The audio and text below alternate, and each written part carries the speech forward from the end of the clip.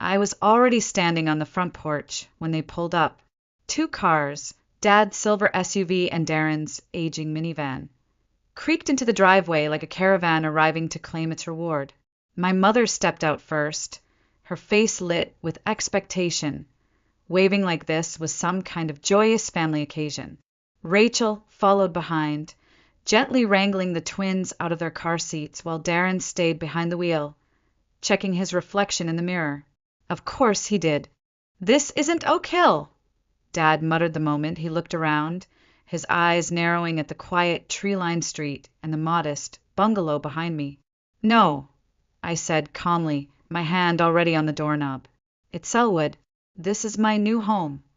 There was a beat of silence, the kind that hangs just before the sky breaks. Then it started. "What the hell, Isabel?" Darren's voice cut through the air, sharp and loud enough to make a few neighbors peek through their windows. "Where are we supposed to live? This can't be it. How will we fit?" "You won't," I said, turning the key and opening the door. "Because this house isn't for you." "Mom," gasped behind him. Rachel froze in place. The kids, still half inside the minivan, looked at each other in confusion. Dad took a few slow steps forward, his voice lower but laced with quiet fury. "We made an offer on the Oak Hill house, in your name. The seller is expecting signatures this week." "I never agreed to that," I replied. "You let us believe." Mom's voice cracked, trembling with hurt or maybe performance. "You said you were considering it." I said I was looking at options, I corrected. "This is the one I chose. For myself." Darren stepped closer now, his face red. "So you're just abandoning your family? Leaving us to scramble with 3 kids and nowhere to go?" I looked at him, really looked at the man who had been handed every chance and still stood with his hand outstretched, waiting for more. "No," I said slowly. "I'm not abandoning anyone. I'm just choosing not to be used." The door clicked shut behind me, muffling their voices, but not the echo of Darren's final shout before it closed. "How selfish can you be?" Inside, the quiet was immediate, and for the first time in decades, it didn't feel empty. It felt like mine. Growing up in Boulder, Colorado, our house sat on a quiet cul-de-sac with a view of the mountains.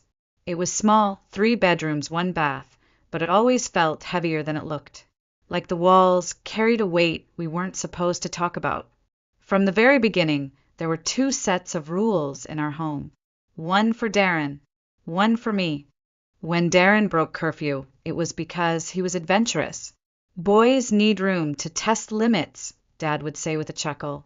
But when I came home 10 minutes late from a group project, the house lights were off and the deadbolt clicked shut just loud enough to sting. When I aced my science fair in 8th grade, I came home clutching my trophy like it meant something. Mom glanced at it, nodded absently, then went right back to talking about Darren's progress in algebra. He'd pulled AC that semester. It was treated like a miracle. "You're just naturally good at things, Isabel," she told me once, when I finally asked why it never felt like I mattered as much. "Darren needs more encouragement, more support." Support meant new hockey gear every season. It meant private driving lessons at 16 and unrestricted access to the car. I got the bus schedule taped to my mirror and a rusted bike with 2 gears that didn't work. At 18, Darren was gifted a used Subaru for graduation. I got a congratulatory card with a $50 Target gift card inside, and a list of chores for the weekend. But it wasn't just about gifts or grades. It was the way our parents looked at him, like they were always waiting for him to become something bigger, better, as if they saw potential blooming and saw me as already bloomed, and therefore less urgent. I worked through college, juggling 2 jobs and a course load that made my vision blur. Meanwhile, Darren floated through 3 different business programs before dropping out entirely. At one point, he launched a landscaping app, some awkward combination of Uber and lawn care. It burned through not only his college fund, but mine too.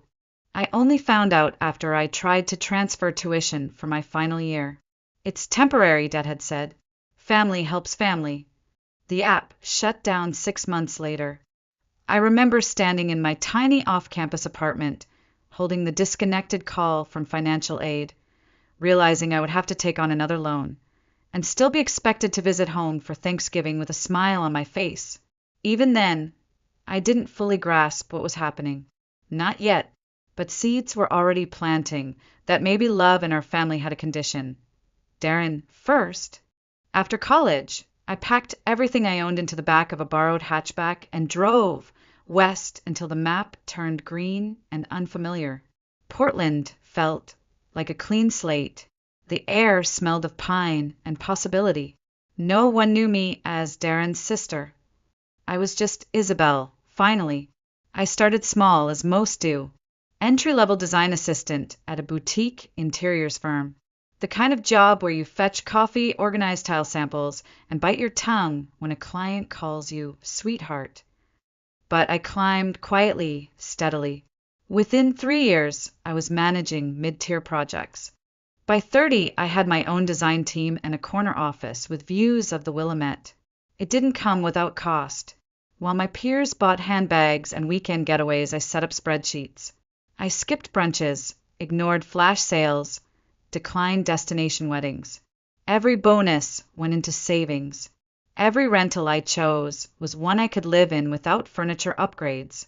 Because I wasn't just saving for a home, I was saving for freedom. Something with walls that were mine, floors I could choose, and windows that let in light instead of expectations. For 7 years, I lived frugally and intentionally. I worked late. I took freelance commissions on weekends. I passed up a dozen apartments I could have afforded because they would have delayed my goal by 6 months, a year, sometimes 2. Still, I never resented the sacrifice, because every time I transferred money into my home fund, it felt like reclaiming something that had been taken from me long ago. The power to choose. Back in Boulder, Darren married Rachel, an online ESL teacher who seemed nice enough but quiet. Within 18 months, they had twins. By the time they were 4, baby number 3 arrived, a daughter they named Lila. Darren jumped jobs like stepping stones that never led anywhere. Tech sales, automotive parts, a short stint in real estate, always a reason it hadn't worked out, always a plan for what would. When the economy dipped last year and layoffs rippled through the country, he was one of the first cut. Again, with no savings, no severance, and 3 kids under 6, he moved his family into our parents' house.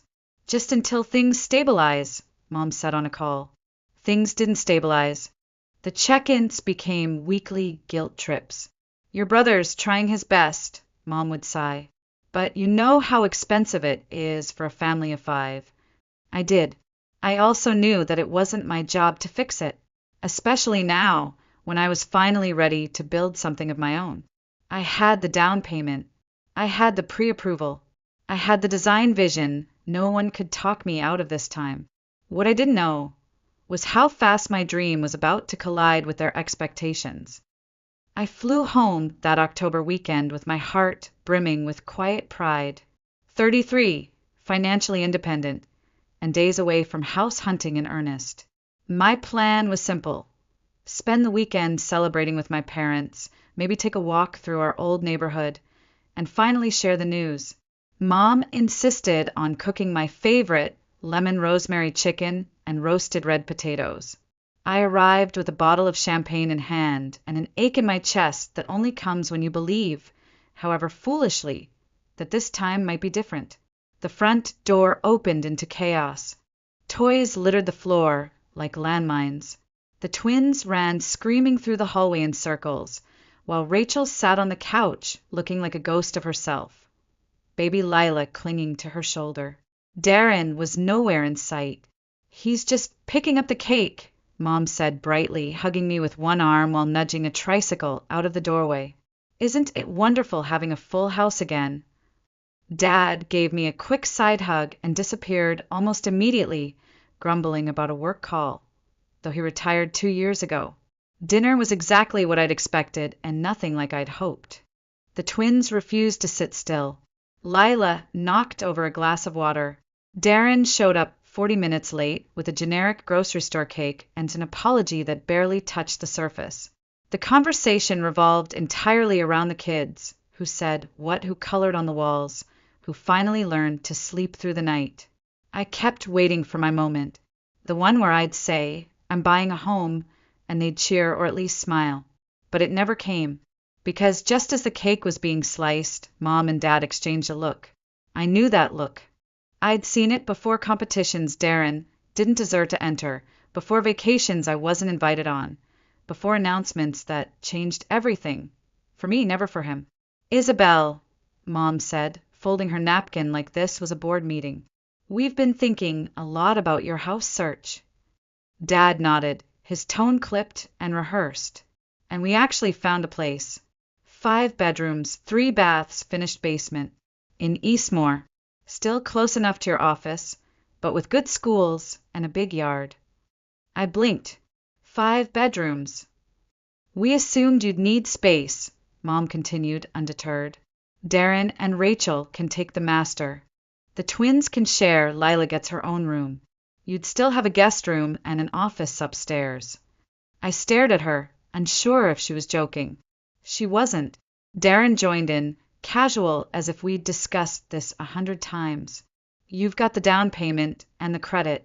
I can contribute monthly once I land something stable. This way the kids have room to grow. And you," Rachel's voice was soft, "you'd have your own area in the finished attic. It's quiet, lots of light." I hadn't spoken a word.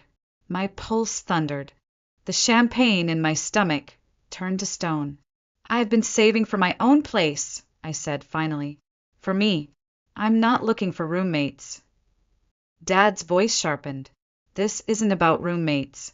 This is about family. Darren has 3 children. He needs support. And what do I need?" I whispered, but no one answered. The silence that followed was familiar, and louder than anything they'd said all night. I barely slept that night. Back in the guest room, formerly Mom's sewing space, now a storage closet with an air mattress that deflated by 3 a.m. I stared at the ceiling, trying to breathe through the thudding of my own heartbeat. 5 bedrooms, a Victorian monstrosity, $850,000. They hadn't just made a suggestion, they'd made plans. I left before breakfast the next morning, citing a work call that didn't exist. My parents didn't press. Darren barely looked up from his phone. Rachel offered a tight smile from the kitchen while pouring cereal for the kids. It was only once I was back in Portland, curled into the familiar safety of my apartment, that the numbness began to fade and the clarity set in. This wasn't just one outrageous request. It was the culmination of a lifetime of expectations, a pattern that would never stop unless I stopped it. I picked up the phone and called Monica James. Monica had been my colleague's realtor and was known for her bluntness, impeccable taste, and zero tolerance for emotional nonsense. Exactly what I needed. Over coffee, she asked the right questions. 2 bedrooms minimum. Any natural light preferences? Need space for your work. Then, almost casually, she added, "This is just for you, right? No children or other dependents." I nodded. "Just me." "Perfect," she said, scribbling notes. "That gives us so many more options." We started touring that same week. Some houses smelled like old wood and heartbreak. Others were too big, too beige, too obviously designed for families with Labrador retrievers and minivans. And then, on a quiet street in Selwood Moorland, she unlocked the door to a 1920s craftsman bungalow.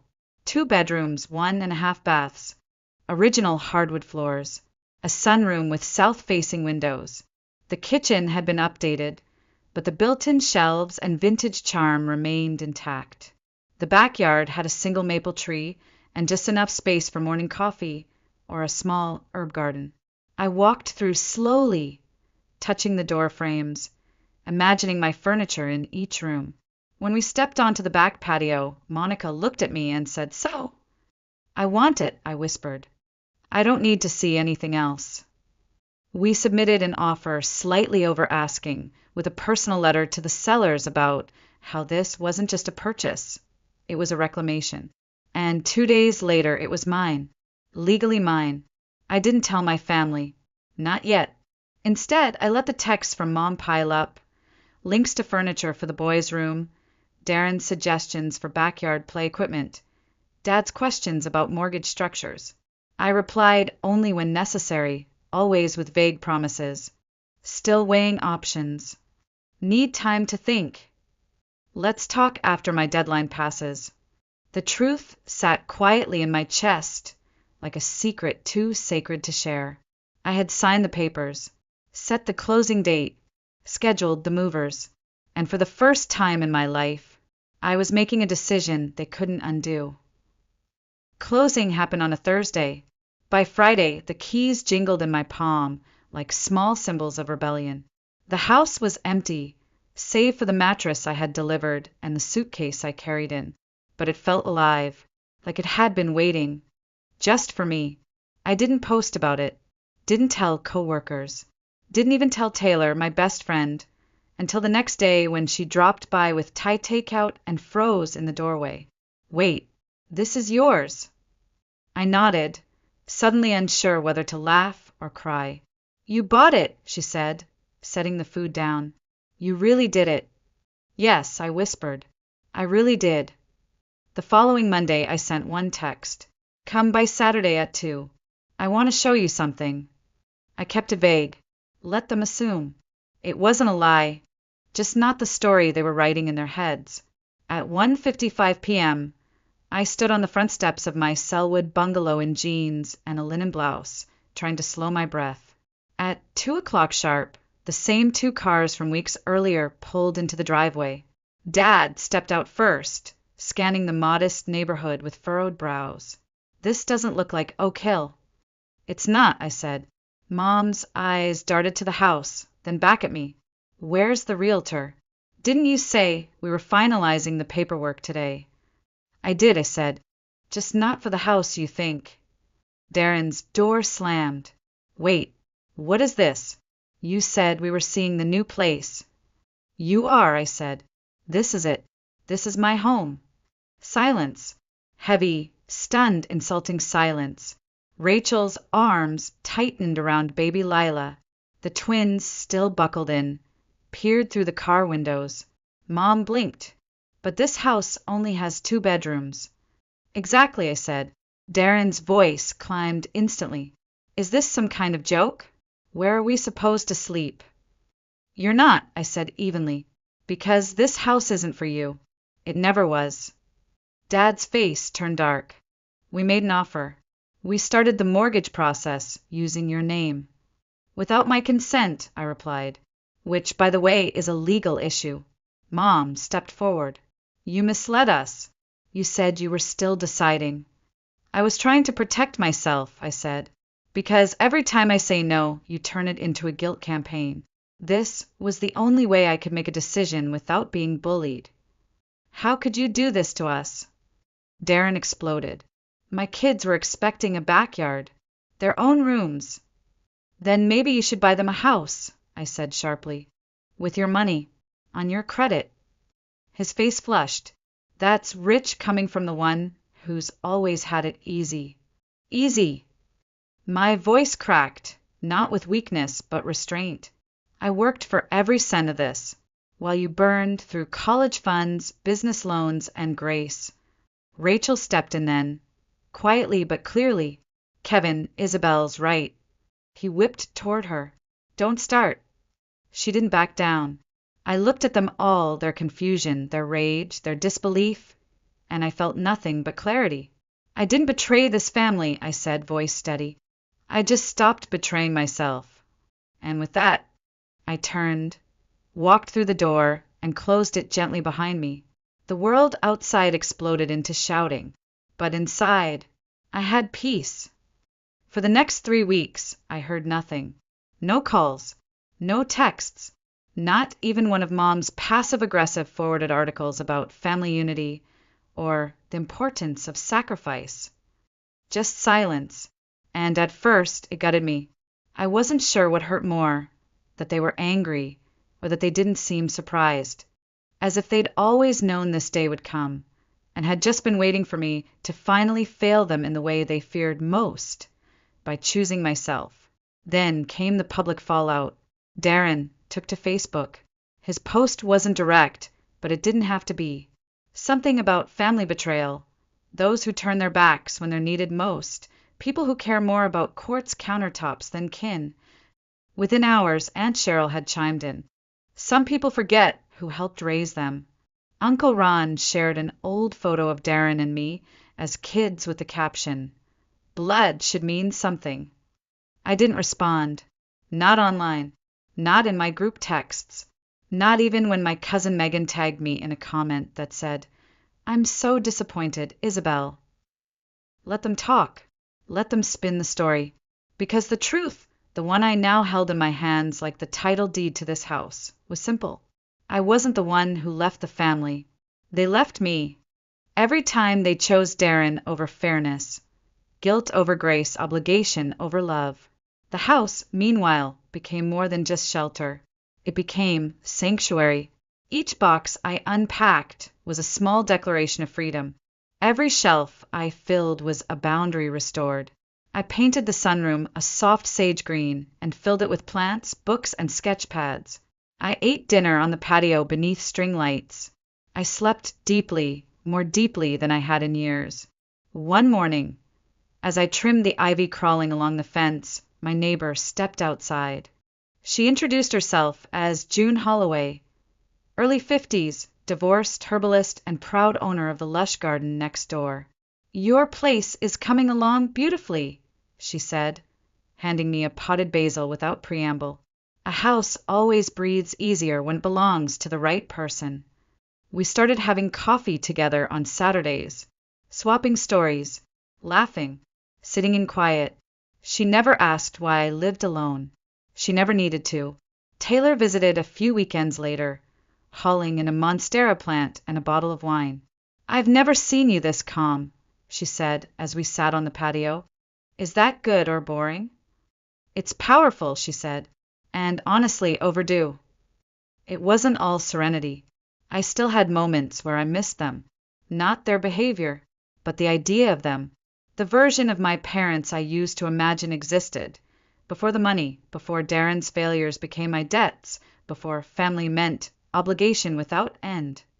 But grief, I was learning, isn't always a sign of regret. Sometimes it's just proof that you're healing. And in the quiet of my new home, I was finally beginning to heal. It started with a text. Unknown number. Just one line. "Hey, it's Rachel. Got a new phone. I just wanted to say, I understand, and I'm sorry." Attached was a photo. The twins and baby Lila, sitting on a picnic blanket in what looked like a modest rental backyard. All three were smiling. No tension in their bodies. No guilt in their eyes. Just kids being kids. I stared at it for a long time. Not because I didn't know what to say, but because something inside me loosened just a little. I typed slowly. "Thanks for reaching out. I miss them too. How are you all doing?" She responded almost instantly. "Managing. Darren found part-time work. We're in a rental now. Small, but ours. My parents helped with the deposit." There was a pause, then another message. "Your parents have been telling people you abandoned them, that you left us all to struggle." I exhaled, not surprised, but still bruised. I'd grown up under Dad's control of the family narrative. Darren's failures were always misunderstandings. My silence was coldness. My success? A fluke. Or worse, a phase. Still, I appreciated Rachel's honesty. "Thanks for telling me," I replied. "You didn't have to." I wanted to. I never thought the plan was fair, but I didn't know how to speak up. Her message didn't undo the past, but it opened something. Later that week, I walked to the park near my house. No headphones, no distractions, just me and the wind threading through the trees. I watched a little girl climb a jungle gym, her dad waiting with open arms. And suddenly I thought of Lila, her tiny fingers grabbing my necklace the last time I held her. The way her eyes had always found mine, even in a crowd. They didn't ask for any of this. The kids. And Rachel, maybe she had neither.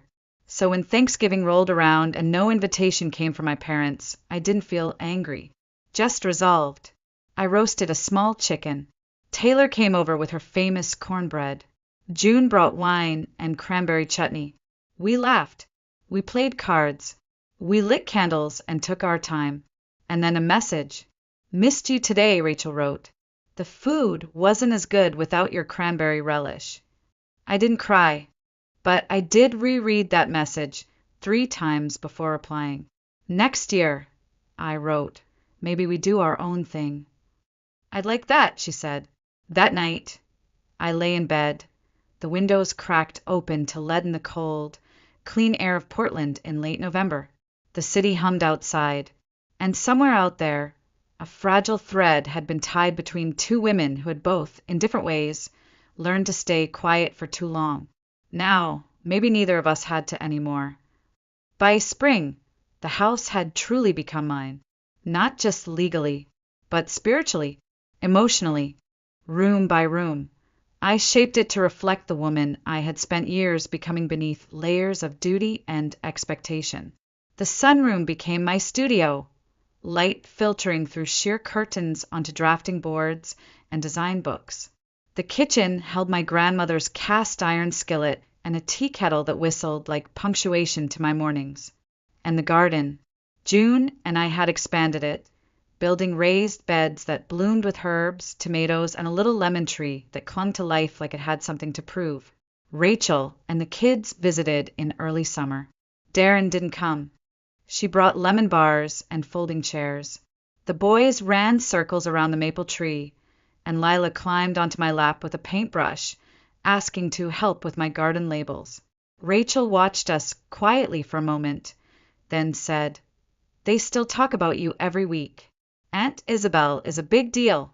I smiled. They're easy to love. Later, after the kids had passed out in sleeping bags, we sat on the porch with tea. "I started my own business," she said. "Virtual assistant work, mostly for realtors. Flexible, remote. I never would have had the courage before." "What changed?" I asked. "You did," she said. "Watching you set boundaries reminded me I could too." Her words stayed with me long after they drove away. Sometimes when we stand our ground, we think we're building walls. But maybe we're actually clearing paths. For ourselves. For others. Mom came to visit in the fall. Just her. No dad. No Darren. She arrived with a nervous smile and a tin of molasses cookies like nothing had happened. But something had, and we both knew it. She toured the house slowly, touching the woodwork, pausing at the bookshelves I'd built by hand. "This suits you," she said. "All of it." We sat in the garden as golden leaves drifted around us. She looked at me, eyes softer than I remembered. "I was hard on you," she said. "Harder than I meant to be. I thought I was preparing you for life. But maybe I was just repeating what had been done to me." I didn't rush to forgive. I didn't rush to fix. I just let her speak. "I hope you'll come home for Christmas," she added. "I'll think about it," I said. And I meant it, because I had learned something powerful in the past year. Home isn't a place you're given. It's a place you claim. And family, real family, doesn't demand your life in exchange for belonging. They make room for your voice, even when it challenges theirs. That winter, I hosted my own Thanksgiving. 20 people gathered, colleagues, neighbors, Taylor, June, Rachel, and the kids. We lit candles. We passed dishes. We shared stories. No one raised their voice. No one asked me for anything but to pass the mashed potatoes. At the end of the night, I stood at the edge of my tiny living room, looking at the people who filled it, and felt something deep settle inside me. Peace. I had built this. Not just the home, but the life, the rules, the rhythm. I had chosen myself, and instead of ending alone, I ended surrounded. Have you ever made a decision that disappointed your family but saved your spirit? Tell me in the comments. Maybe your story is the one someone else needs to hear tonight. And if this resonated with you, like, share, and subscribe. You're not alone. You never were.